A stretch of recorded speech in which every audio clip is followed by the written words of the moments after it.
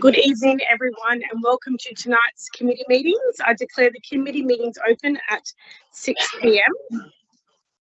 The committee meetings will run consecutively, and there will be a slight delay between each committee as the chairs and managers of each committee change over. The order of meetings will be assets and infrastructure, followed by finance and governance, community and culture, and finally environment and planning. If members of the community would like to speak on any of the items on the committee meeting agendas or on the council meeting agenda when they're published this week, they can register to speak in the public forum, which is now held on the third Monday of the month. That's next Monday. You have until 10 a.m. on the day of the public forum to submit your request to speak. Acknowledgement of country. I would like to acknowledge the Bidjigal people of the Eora Nation, who are the traditional custodians of all lands, waters and sky in the Georges River area. I pay my respect to elders past and present and extend that respect to all Aboriginal and Torres Strait Islander peoples who live, work and meet on these lands. Notice of live streaming of the council meeting. Staff and public are reminded that this meeting is being recorded for minute-taking purposes and is also being broadcast live to the public on council's website in accordance with section 5 of the Code of Meeting Practice. The recording will be made available on council's website. Code of Meeting Practice. The order of business is as shown in the agenda, which has been made available. Staff and public are reminded this meeting is open. Doors to the meeting room are to be left open unless the meeting moves into a closed confidential session, according to section 14 of the Code of Meeting Practice. Only if the meeting moves into a closed confidential session will the public broadcasting of the meeting be suspended. Council's Code of Meeting Practice prohibits the electronic recording of meetings without the express permission of council. Mobile phones must be turned to silent during the meeting. I will now hand over to Councillor Moore, the Chair of the Assets and Infrastructure Committee. Welcome to tonight's meeting of the Assets and Infrastructure. I declare the meeting open at 6:03 p.m. Apologies. Do we have any apologies for this evening's meeting? I notice do we have an apology from Councillor Pun? No apologies. Oh, well, we'll just note that he's not here at the moment. He might be running late. So there are no apologies for this evening. Can I call for a mover? Councillor Arthur. Also Councillor Arthur. Can I call for a mover? Moved by Councillor James. We need to move. No moving. No moving. No apologies. Oh, okay. So we'll just leave it there. So, okay. So we'll move on to the next one. Yeah. Request to attend the meeting by audio visual link. There are no requests to attend the meeting by audio link. So I will call for a mover. No? Where am I? Next page? No? Okay, just keep going. Disclosures of interest. Do any councillors have a disclosure to declare? There are no disclosures. So next of all, we have the confirmation of minutes of the previous meeting. ASS 017-26. Minutes of the Assets and Infrastructure Committee meeting held on the 13th of April 2026. I call for a mover. Councillor Lansbury.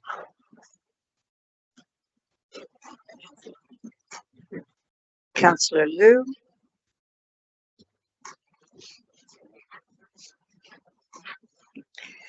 Moved by Councillor Liu, seconded by Councillor Lansbury. Do any councillors have any questions? If not, I will call for a vote. All in favour say aye. Against? I declare the motion carried. Committee report for ASS 018-26 Mortdale Streetscape Enhancement Investigation. Can we have a report? I call for a mover by Councillor Jameson and seconded by Councillor Liu. Can we have a report from the Through you, Madam Chair. This report is just an update of the investigation and actually the execution of some minor streetscape embellishment works within Mortdale associated with the March 2025 Council resolution associated with that item. So on a good news front, already we've been able to execute work thanks to the city presentation team, the fairy lights within 2 mature trees at that location. We've also executed the replanting of a tree on the corner of Oxford and Morts Road, and we're in the process of executing the installation of seating around 2 mature trees with some additional bench seating to occur within this financial year. This report also identifies additional budget required to execute some greening embellishments within Mortdale, including the inclusion of 15 planter boxes and the installation of 2 mature trees within the location as well. Do any councillors have questions? If not, I'll call for a vote. All in favour say aye. Against? I declare the motion carried. ASS 019-26 draft verge management policy. We have a report by the Executive Manager for City Presentations and Operational Services, please. I'll call for a mover. Moved by Councillor Liu. Seconded by Councillor Jamieson.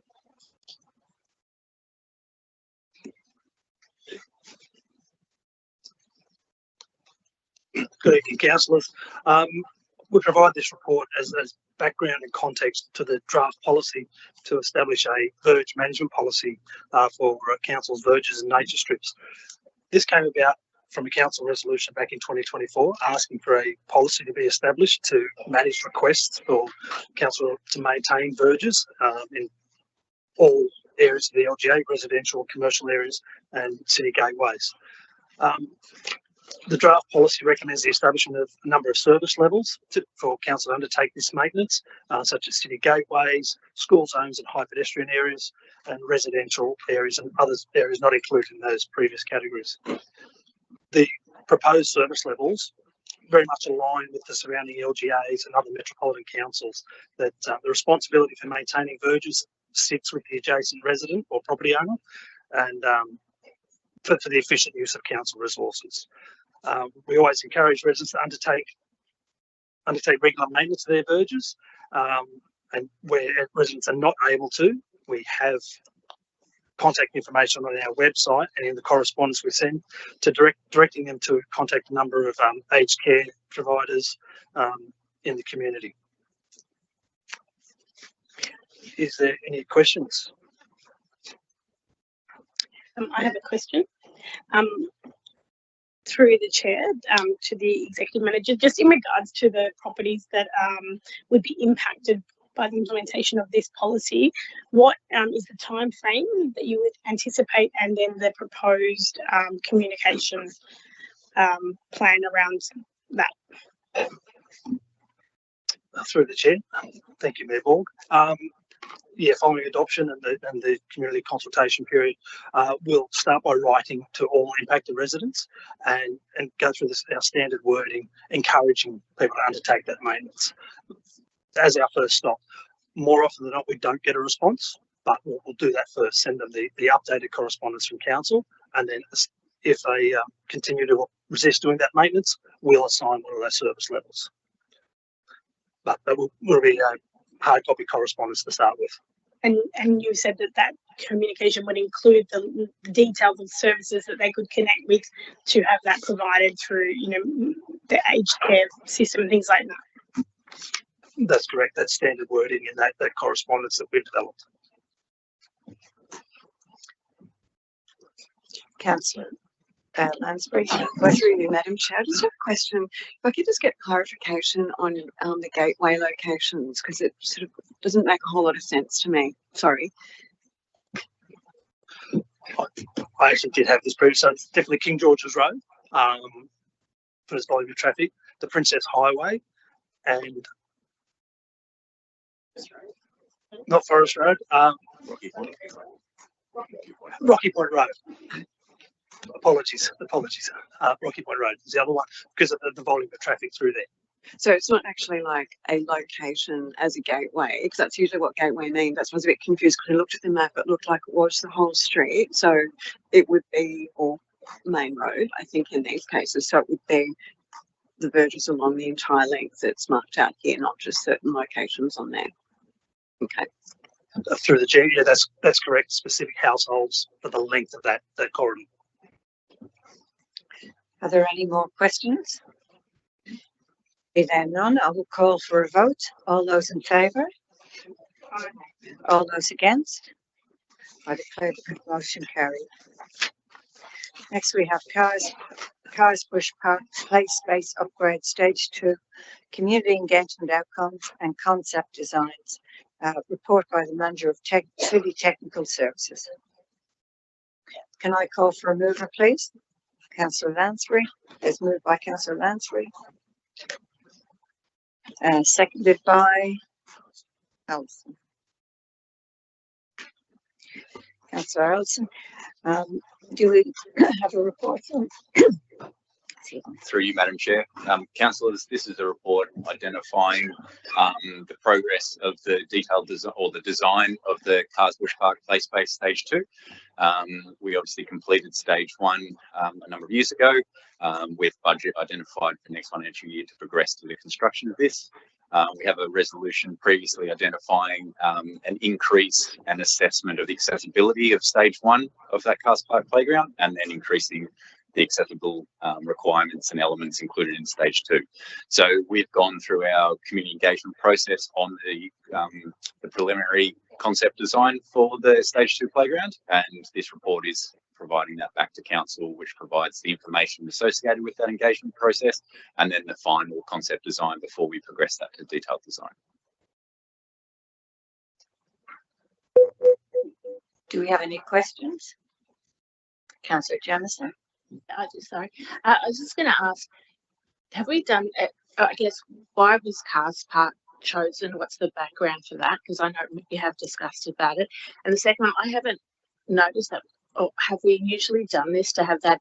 I like the feedback in the survey. Have we done that before? Has that been a norm?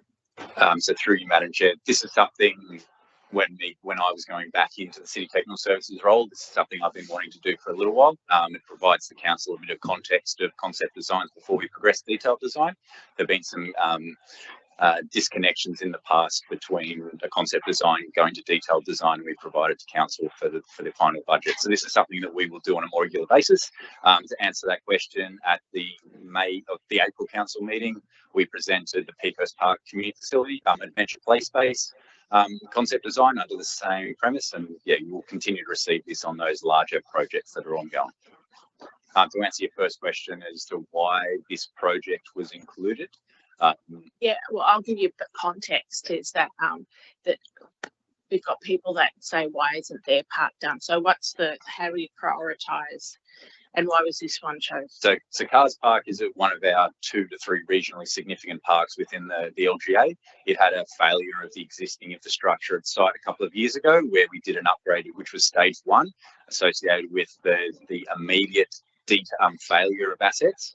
But this is just the finalisation of the whole play space. So this has been on the Capital Works program for a couple of years. Any more questions? So Lansbury. Thanks, Madam Chair. It's more just a comment. It's really interesting to me that there was such a high level of engagement this time with the consultation, because I don't think there was to this extent last time, was there, for Stage 1? Through you, Madam Chair. Yeah, we received the same level. Did you? Yes. Okay. Yeah. No, that's good. Yeah, so when Stage 1 was being done, we did the same pop-ups on site and got the same detail, but we weren't reporting through the same process to council as we do now. Yeah, okay, thank you. Yeah. I have a question. If the manager could just provide a comment on, in relation, is this the phase of the park? If you recall, we had the speaker in the public forum, maybe, I don't know, 18 months or 2 years ago, about the chair with disability, the disability swing. Is this the stage of the park that is going to be developed that is going to accommodate inclusivity? I guess addressing the concerns around is this the stage of the park to do that? And if so, can you address the feedback from that resident and how we're addressing that? Yeah, so through you, Madam Chair. So yes, the resolution that was identified in March, I believe it was, I can find it whenever it was, that was following post stage 1, where there were some concerns around the accessible play options that we provided as part of stage 1. That was associated with the removal of proprietary product, the Liberty Swing, from stage 1, where we actually included an accessible seesaw option, which was the first in the LGA instead. So we did an assessment of all the accessible options in stage 1 to enhance in stage 2. So this will be probably our most accessible and inclusive play option across the LGA, where we're also including Aslan signage as well as quiet spaces for different types of disabilities. But to answer the questions associated with the swing option, yes, there is a new wheelchair accessible swing option going into the park. So it's a different option where you actually can have two wheelchairs on the swing at the same time, but you also have an element where you can have a wheelchair as well as other able-bodied participants on the same swing at the same time. So that's being integrated into stage 2. So that should negate the concerns raised by a portion of the residents with the removal of a wheelchair accessible swing. Thank you. Is there any more questions? Be there none, I'll call for a vote. All those in favour say aye. All those against? I declare the motion carried. That's it. So I think that's around it. Oh yeah. Next, we have the report of the local traffic forum meeting held on the 29th of April 2026, a report by the Executive Services Officer. And that's it. And I'll call for a mover. Moved by Councillor Jameson. Seconded by Councillor Lansbury. Do any councillors have any questions? If not, I will call for a vote. All in favour say aye. Oh, sorry, we have a question. Councillor Won't Jameson. change the vote.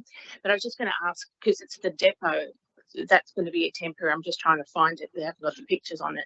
So could you just explain what changes? Because I think there was an issue with the Mortdale depot when there's when they do the waste collection and stuff. Through you, Chair. It's just a temporary no parking zone on Depot Road, across the road from the depot where I think it's the garden centre is, just for the chemical clean out. So it's only for a weekend. So it's just a temporary thing we put in to help alleviate the traffic coming in and out of the depot for that drop off. Are there any further questions? Be there none, I'll call for a vote. All those in favour say aye. Aye. All those against? I declare the motion carried. Be there no further business on the agenda? I'll declare the meeting closed at 6:20 p.m. Thank you.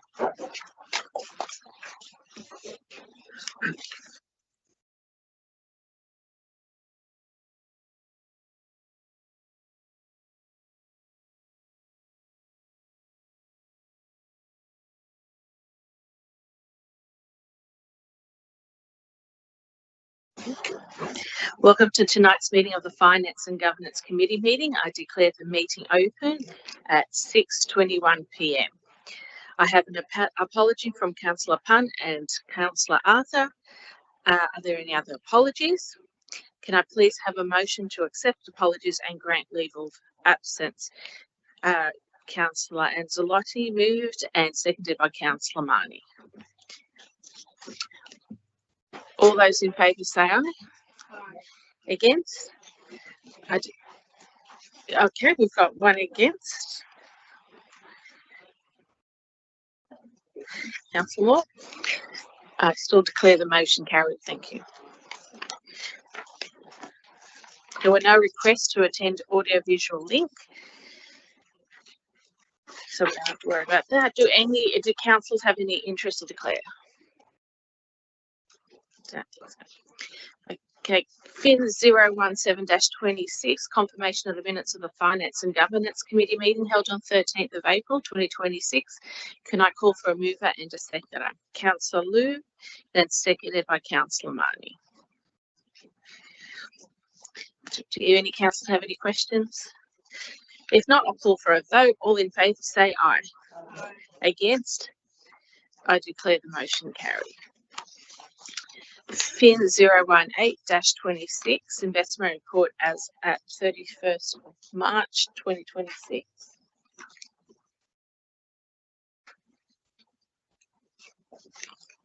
Can I call for a mover and a seconder? Councillor Marnie, Councillor Liu. Moved by Councillor Marnie and seconded by Councillor Liu. Do councillors have any questions?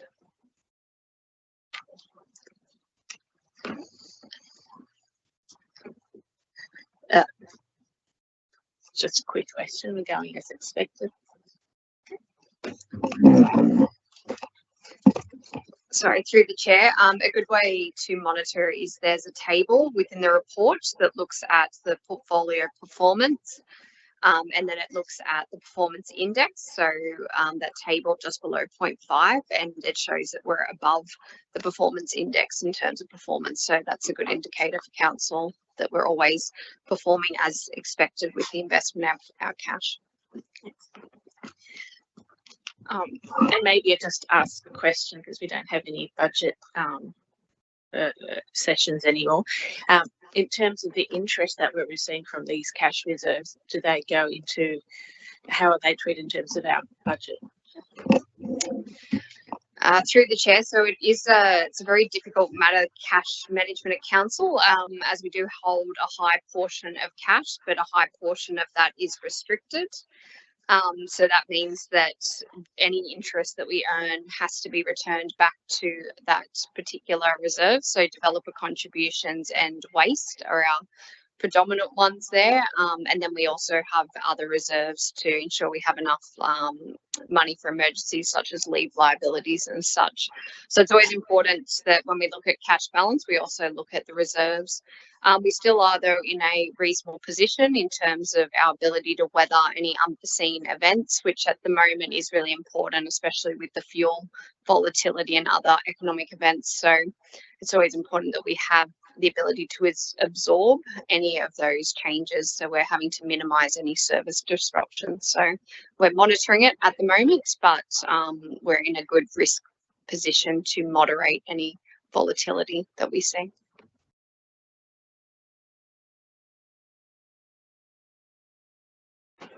Any questions? No? I'll put it to the vote. All those in favour say aye. Against? I declare the motion carried. FIN 019-26, Georges River Council Artificial Intelligence Policy. Can I have a mover, Councillor Liu, and a seconder, Councillor Lansbury? Do I have any questions? We've got one. That's you. Sorry, Councillor Wayne. Yes, just quick question through your chair. So this policy is based on the New South Wales State AI policy. Is that my question is any difference or any diversion or expansion from the state policy, AI policy, just in general? Through the chair, so it's been developed based on the framework. There hasn't been a model policy released. Communication with the relevant body outlines that there is one pending, but there wasn't a date as yet. It may come out during the exhibition period and then we'd consider it. But at this point, we didn't want to wait. We want to get ahead and ensure that our governance framework keeps pace.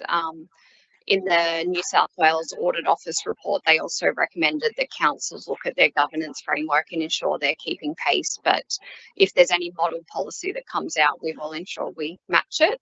But also we're eager to hear from the community and sort of, I guess, see what feedback we may get in this space as well. So it could all come out at the same time and then we'll do a final review, but we're wanting to just proceed as well. Cool, thank you. Thank you. I had a question actually in regards to procurement, and I saw the questions that they were asking. That's pretty hard questions for like a labourer or, so how does that sort of work with that, with the procurement policy? Through the chair, as is this consultation, that could be some good feedback to make sure that we potentially look at the practicality of that. But a lot of the procurement based questions, whether it's modern slavery or AI, that is something that potentially we can look at improving and how we support them. But I guess the more governance steps, the more time required to put in submissions. But that's the pros and cons with governance. Okay, thank you. Any other questions? I'll put it to the vote. All in favour say aye. Oh, sorry, you've got a question. Sorry, Madam Chair, it's not a question, it's just a comment. So I think it's a good timing for this to keep pace with the New South Wales state policy. Remember back to the meeting 2 months ago, I put a motion, and then it's a good timing that council is considering at the policy at the time. So I think it's while waiting for the state government's framework, and council is doing the public inspection. I think it's a good timing there. Thank you. Thank you, Councillor Liu. I'll just put it to the vote. All those in favour say aye. All those against? I declare the motion carried. FIN 020-26 Quarterly Strategic Property Report for period ending 31st of March 2026. Can I call for a mover and a seconder? Anyone? There we go. Councillor Allison, moved by Councillor Allison and seconded by Councillor Lansbury. Do we have any questions from the councillors?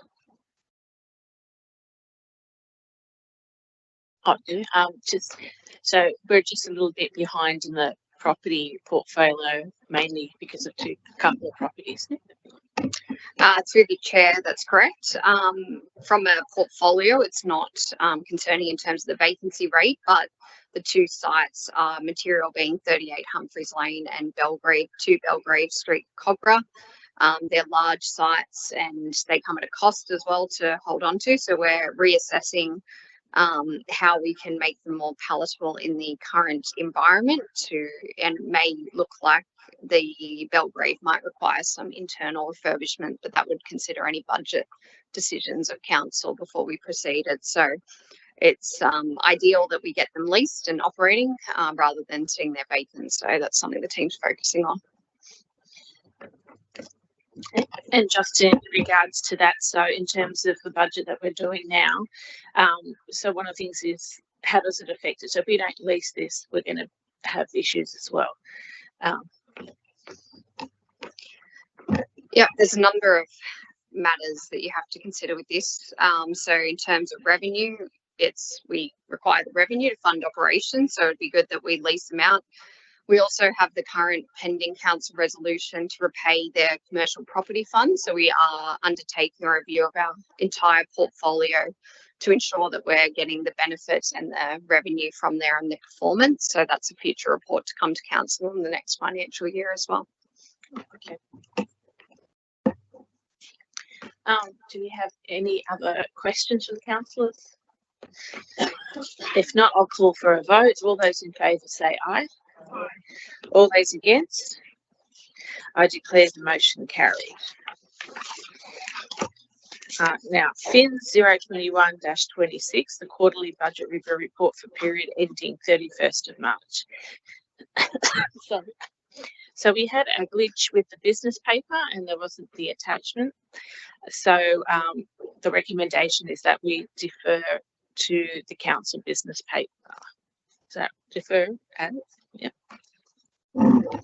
Yeah, through the chair, apologies. The main attachment, so the covering reports there on attachment 2, but for some reason the attachment 1 hasn't gone through in the business paper. So apologies, and it's the statutory document. So to give everyone time to read, we'll publish it with the council business paper and go from there. So any questions from the councillors? If not, can I have a mover and a seconder? Actually, that would be moved by Councillor Mahoney, seconded by Councillor Moore. I'll put it to the vote. Yep, put it to the vote. All those in favour say aye. All those against? I declare the motion carried. There being no other business on the agenda, I declare the meeting closed at 6:33 p.m.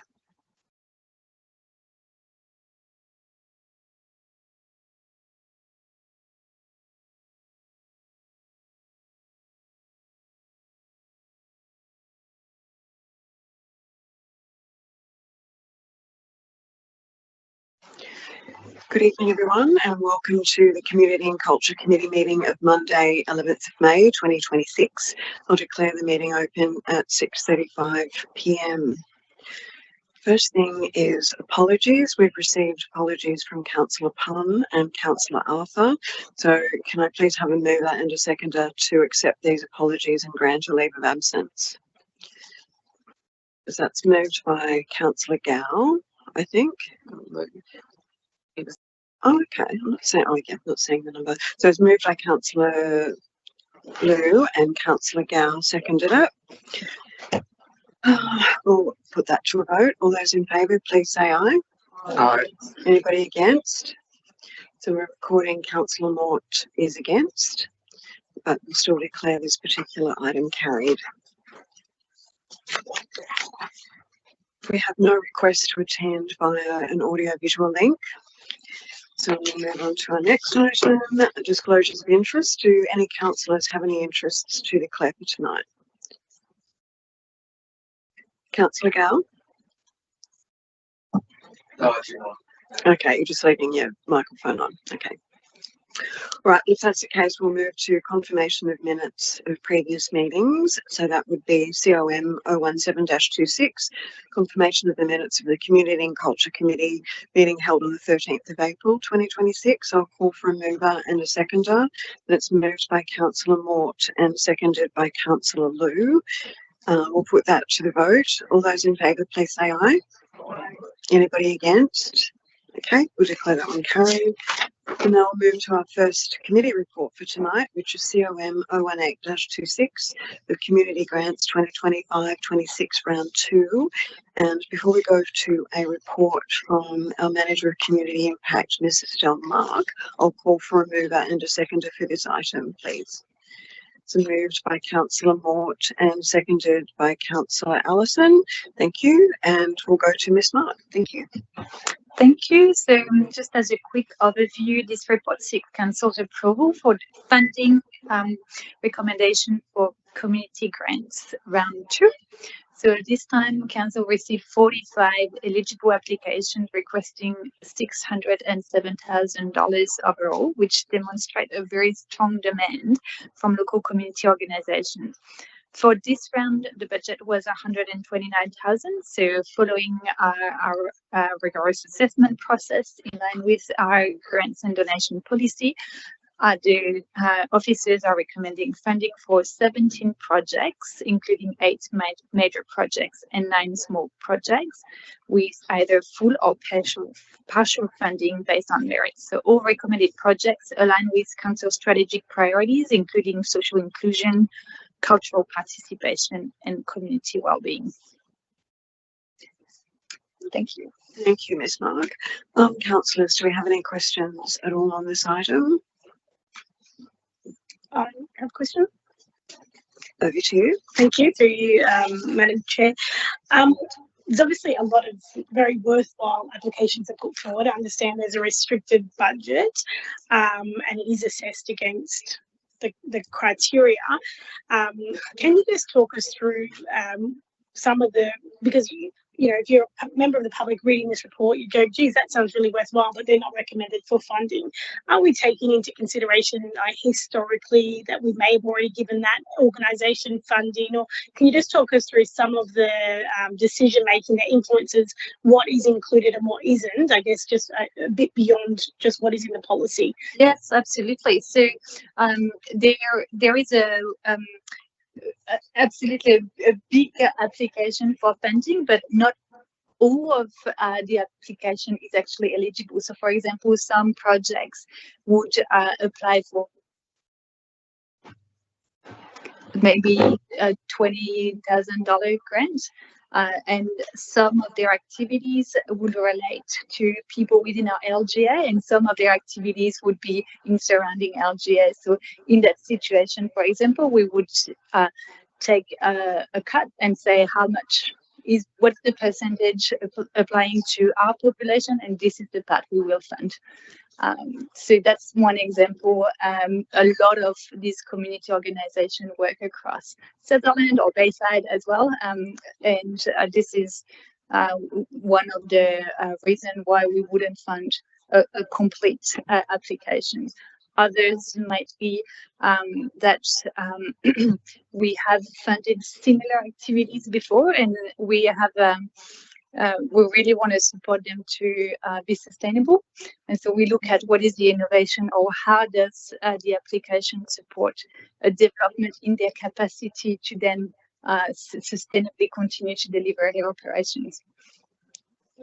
Thank you. Answers your question? Yes. Councillors, any other questions on this item? I have one, and I ask it every time. Sorry, I'm going to ask it again. As the Mayor said, there's a lot of people who've applied who missed out.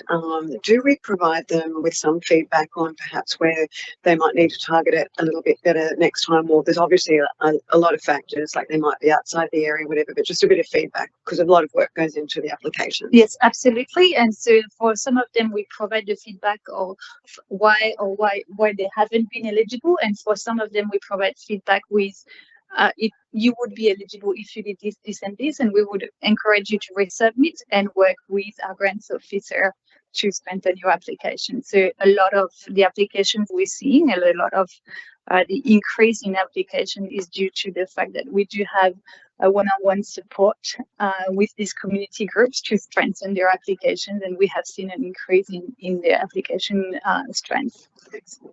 Thank you so much. Councillors, if there are any further questions? No? Well, it's been moved by Councillor Mort and seconded by Councillor Allison. So I'll go to a vote. All those in favour, please say aye. Anybody against? Okay, we declare that one carried. And our next item is COM 019-26, outgoing sponsorship for Kingsway Community Care Fundraising Dinner 2026.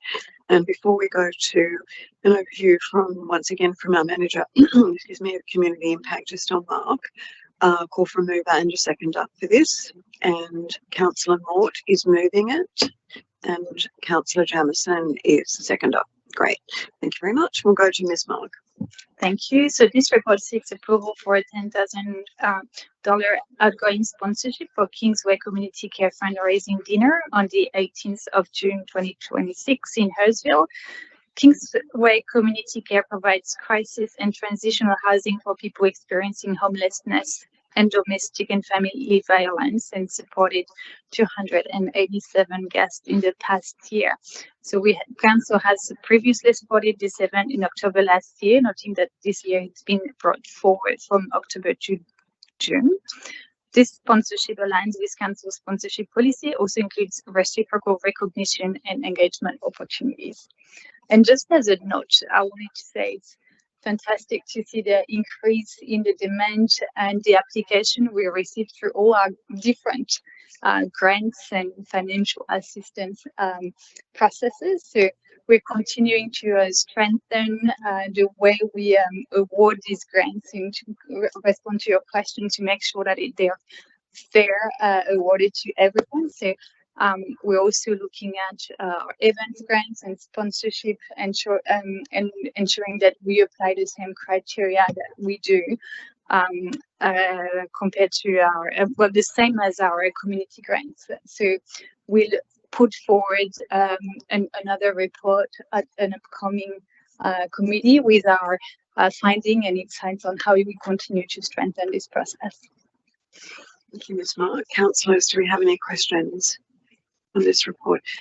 This is one of those events that is council's been contributing to for a number of years. As long as I can remember at George's Room, I think we've been contributing as a council, as a sponsor. It's a really worthwhile event, and I would encourage councillors, if you have the opportunity, to attend and support this organisation, please do so. I think it's on the 18th of June, the report said. So, councillors, if there are no further questions, we have the report moved by Councillor Mort and seconded by Councillor Jamieson.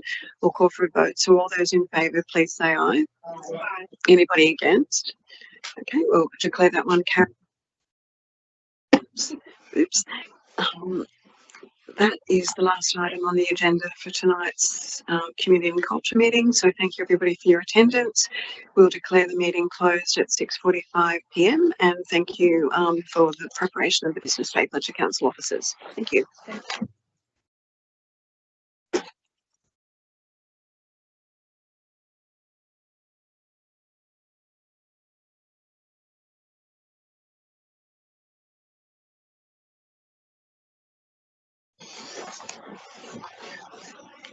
Welcome to tonight's meeting of the Environment Planning Committee.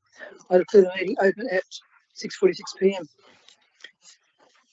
Apologies, I have an apology from councillors Pun and Arthur.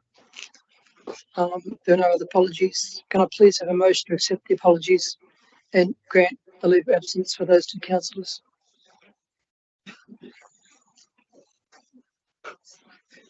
Sorry, Councillor Gow, and seconded by Councillor Ancelotti. Thank you.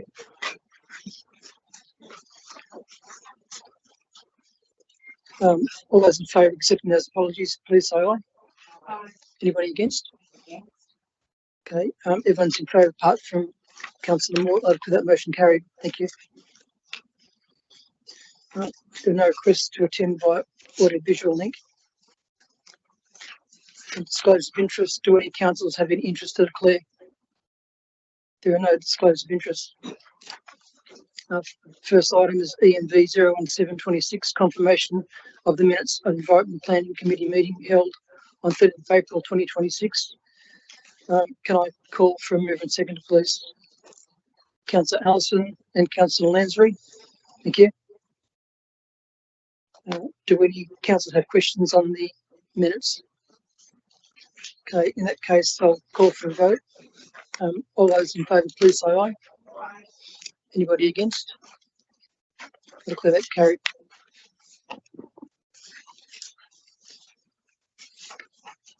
First committee report is ENV 01826 development and building Q3 metrics report.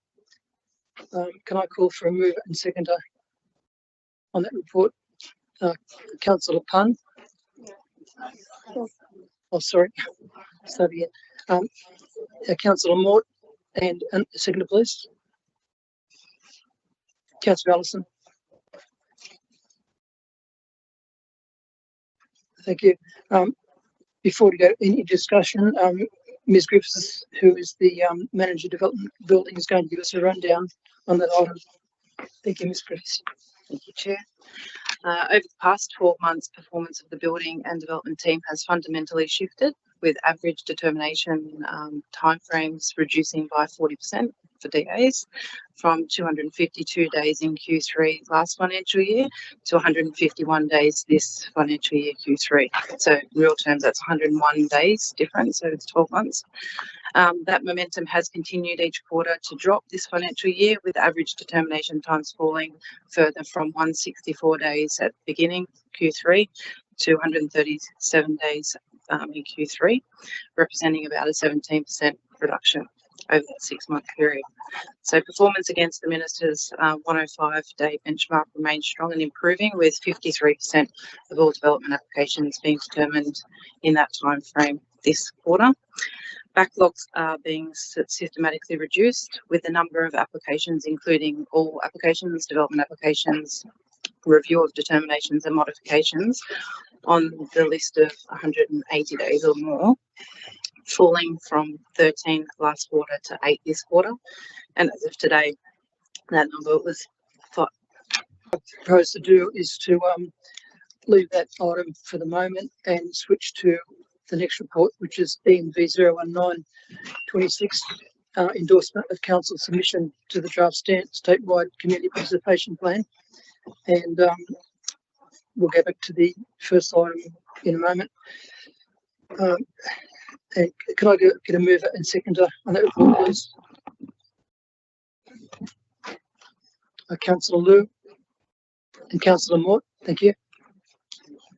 And before we go to any discussion, Mr. Osti, who's the Manager of Strategic Planning, is going to give us an overview. Thank you.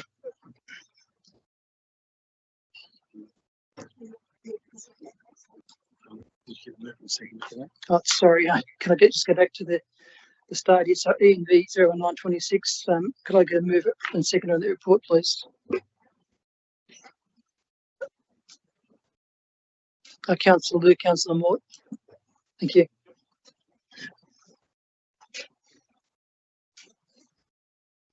Mr. Osti, who's the Manager of Strategic Planning, is going to give us an overview on that one. Thank you. Thank you, through the chair. So this report for you provides some information about the draft submission on the draft statewide community participation plan the Department of Planning has put out for consultation. That is out on exhibition until early June. As you can see, the submission raises a variety of key concerns in relation to this draft CPP. Each council currently already has their own community participation plan embedded within their engagement strategies. However, this would come in place of that when it comes to key planning functions like development applications, CDCs, and planning proposals. Our key concerns are noted in that submission, as I've said. There's a variety of ways in which we've suggested there are better thresholds for when the community is and isn't consulted, and especially where transparency and clarity can be improved for CDC applications. Thanks, Mr. Rossi. Do any councillors have any questions or comments? Councillor Jamieson. Yeah, just point to 11, the submission supports, so this is what we're sort of saying, the submission supports the intent of a consistent statewide approach to provide minimum consultation requirements for planning matters. So could you just explain that? Yeah, sure. So there is a broad logic to simplify. At the moment, you get a Bayside, Canterbury, Bankstown, Sutherland, ourselves. It'll be different notification for the exact same process, for the exact same type of development. So there is a broad logic to clarifying and making it consistent across the board. However, there's some concerns about the way in which those rules have been set at a statewide level. Thank you. Any other questions from the councillors? Yes, I have a question. So, could you just clarify if this statewide plan comes in, correct me if I'm wrong, but it does say that councils can still have their own version, but does this set the precedent? Like, we can't change or dilute what they're proposing? Like, how would it work in conjunction with our own engagement policy? Yeah, it's a good question, through the chair. We're not exactly sure, to be honest, and I think one of our main points we make there is clear guidance on the transitional arrangements from the current approach, where the local council sets the rules, to this statewide approach. It's worth noting in our engagement strategy, it covers a whole host of things that we consult the community on that are beyond what this statewide CPP envisions, because it's primarily planning functions, planning proposals, strategic plans, DAs, CDCs. But it's not entirely clear, especially because the draft statewide CPP talks about minimums, not maximums. And so it's not clear whether councils can go above and do much lengthier exhibition processes, as the draft statewide CPP only talks about minimum days. What's probably more important from a developer perspective is where the draft statewide CPP exempts development from consultation. It's safe to say there would be an expectation then that those types of developments are truly exempt. However, again, there is wording in the draft statewide CPP that suggests there is a level of flexibility there for particularly complicated or contentious applications. I have another question, and I note that our in our submission, we're requesting that the CPP for SSDs extends the time for consultation, which is in line with our communications to the state government in the past. I know Councillor Jamieson raised last month concerns around when council's endorsing strategic plans like we did last month for the master plan for Mortdale, but at the same time the state government has different approval pathways that exist for things like HDA and state significant developments that sort of override our strategic planning process. Is that something that we think is of concern that should be covered in our submission? Yeah, through the chair, to their credit, they have given generous exhibition processes for strategic planning projects like master plans, region plans, LSPSs and the like. However, SSDs, they're very short periods, it's 14 days, and that includes where there's a concurrent rezoning. What we've said in this submission that we're putting up for endorsement is if there's an SSD that includes a concurrent rezoning, that's the same as a planning proposal, and so it should be 28 days like a planning proposal rather than the 14 days. It's a little bit tricky because some SSDs can actually be relatively simple. They can be works to a school or a hospital that aren't particularly impactful and fully comply with planning controls. But when we're talking about a concurrent rezoning alongside an SSD that might double or triple the height beyond the planning controls, from our perspective, that warrants much more detailed community feedback. I just want to, another question. As I understand it, and it's probably listed here in the submission, the types of development that would not require notification if this plan was adopted in its current state would be things like residential flat buildings and shop top housing, which are quite substantial developments. So can you just highlight that, is that the correct understanding that they wouldn't require a DA to be notified to the community, and what they would, as long as they comply, they get ticked off and they go through, or what would be the process? That's our understanding of what's being proposed in this draft statewide CPP. In our submission, what we've suggested is if you can do a CDC pathway, but for whatever reason it's a DA, we understand that you want to exempt that. It's effectively the same product, maybe it's just slightly non-compliant in a small way with the DCP.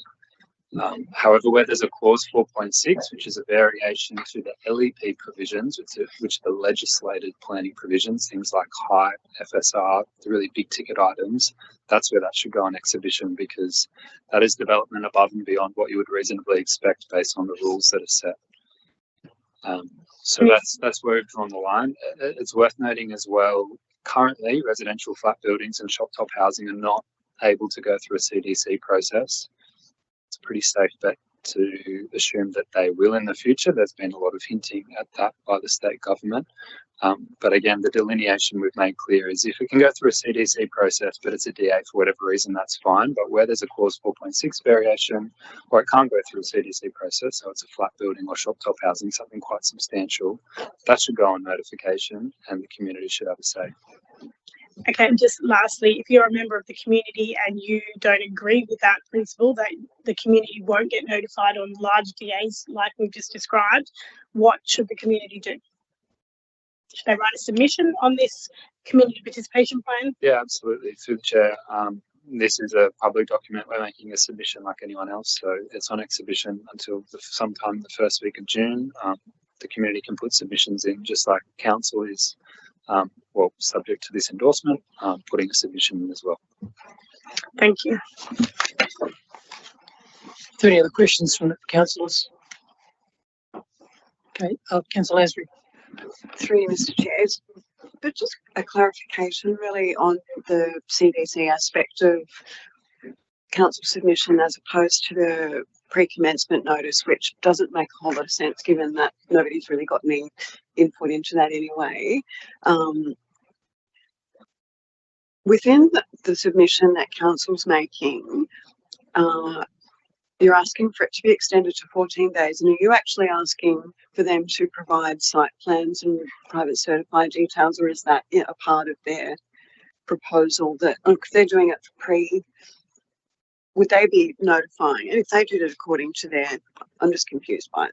If they were doing it with the pre-commencement notice, would they be providing site plans to people, for people to view prior to, like during, I don't know, the CDC assessment period? Or is this something that council is suggesting that they haven't suggested? I guess what I'm asking is, what are the chances that they would accept a recommendation like that? Because one of the problems that we've had for such a long time with compliant development is people have no idea what's going up next door to them. Is that something that the government is trying to address, or they're sort of still not doing that and with this particular issue? Yeah, through the chair.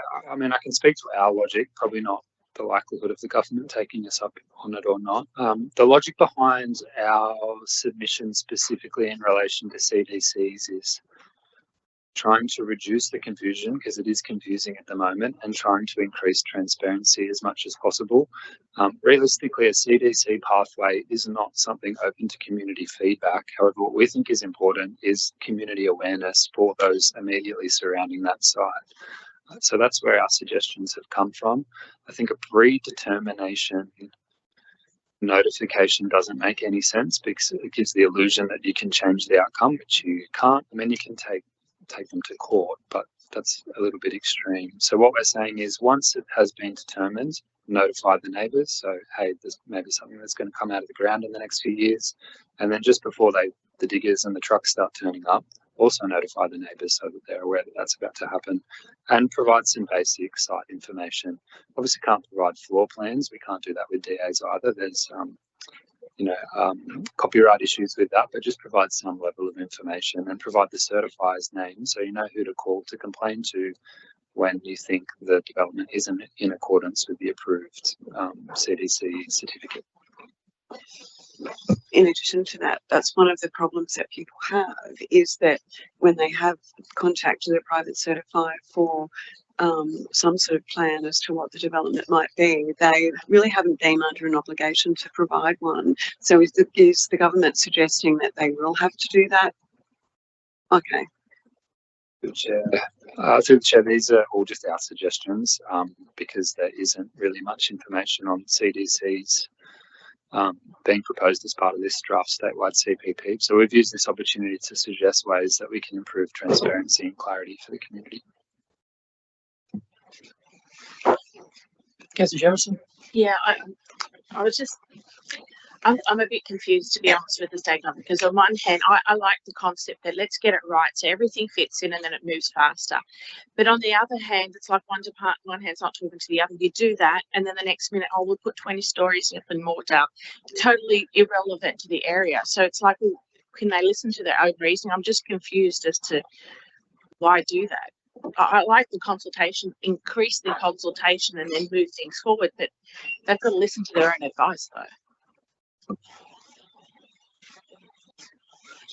Okay, any other questions or comments from councillors? Okay, thank you. In that case, I'll put this item to a vote. All those in favour, please say aye. Anybody against? Thank you. I declare that carried.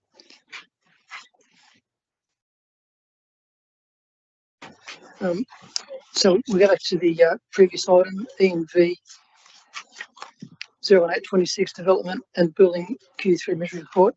It's been moved and seconded, and now the Manager of Development and Building, Ms. Griffiths, is going to give us an overview. Thanks. I was just saying previously that backlogs are being systematically reduced, with the number of applications, including DA's modifications and reviews on 180-day list, falling from 13 to 8 this quarter. And as of today, that's 5 on that list. So significantly lower than what it was this time last year.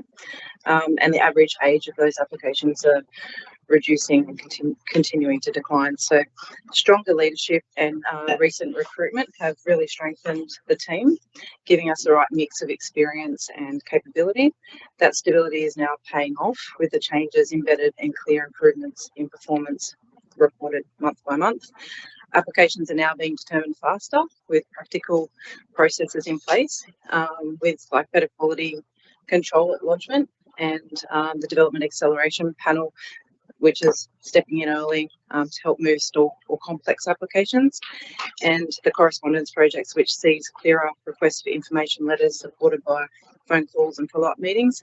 Together, these changes are leading to faster and more consistent decisions, and also less customer complaints and happier customers.